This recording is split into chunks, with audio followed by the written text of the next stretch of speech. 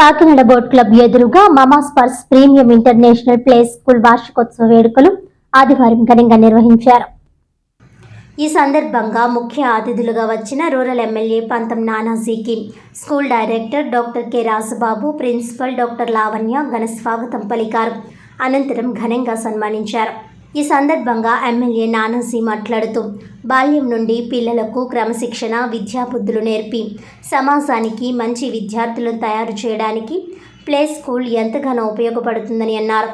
గతంలో ఇటువంటి అవకాశం లేకపోవడం వలన చాలామంది మహిళలు వంటింటికే పరిమితం కావాల్సి వచ్చిందని ఆవేదన చెందారు.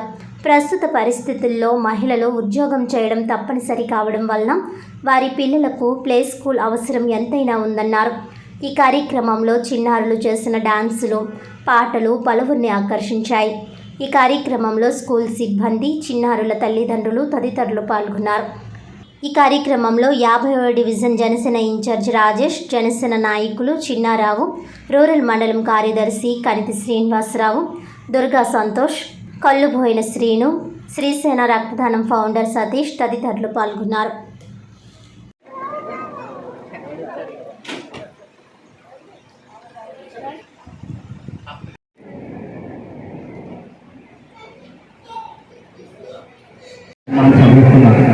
ఆ సర్వీస్ని ఇన్స్టాలో చూసి నాకు మెసేజ్ చేసి, సార్ ఇలాగా మీరు చాలా మంచి కార్యక్రమాలు చేస్తున్నారు, ఇలా మా స్కూల్ యాన్యువల్గా ఉంది, మీరు రావాలి, సార్ని ఇన్వైట్ చేసామని చెప్పారు.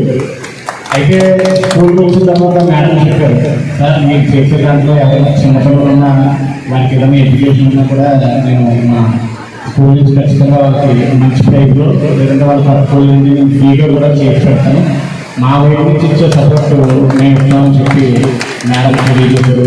మేడంకి సార్కి కూడా మా శ్రీయోజన ఆర్గనైజేషన్ కూడా మా హృదయపూర్వక ధన్యవాదాలు తెలియజేస్తూ, ఈ స్కూల్కి మీరు ఇన్వైట్ చేస్తే ఖచ్చితంగా కూడా మా సపోర్ట్ మీడియా పరంగా, సోషల్ మీడియా పరంగా మా వరకు సారన్నట్టు మనం ఏంటంటే నెక్స్ట్ ఇయర్ డెవలప్మెంట్ అవ్వాలన్నట్టు అందులో మా వంతు మేము దీని పబ్లిసిటీ కానీ రకంగా ఎలా చేయాలో ఖచ్చితంగా మా వంతు సపోర్ట్ ఉంటుంది.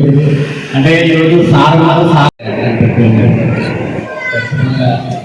మంచి ఒక ఆలోచనతో ఈ రోజుల్లో తల్లి తండ్రి కూడా ఎంప్లాయీస్ అయితే పిల్లల్ని చూసుకోగలవా అని మంచి మంచి ఆఫర్స్ వచ్చినా కూడా మనం ఎందుకంటే పిల్లలు ఉన్నారు, ఎట్లాగా పిల్లలు చూసుకోవాలి.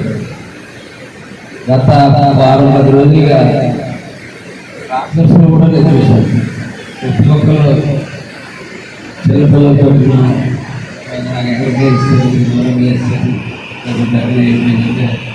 నాకు ఎక్కడికి మ్యాక్సిమం కన్సల్ట్ చేయగలిగినంత వరకు కన్సల్ట్ చేసి, ఎందుకంటే పిల్లల భవిష్యత్తు పిల్లల్ని అందం ఒకటే కాదు, వాళ్ళ భవిష్యత్తు పునాది సరిగ్గా పడాలి. తర్వాత ఇప్పుడు తర్వాత చేద్దాం కన్నా ఫౌండేషన్ లెవెల్లోనే మొక్క నాటినా, ఏం నాటినా, ఏం చేసినా సరే, ఒక బిల్డింగ్ చేసినా, ఏం చేసినా ఫౌండేషన్ ప్రైమరీ.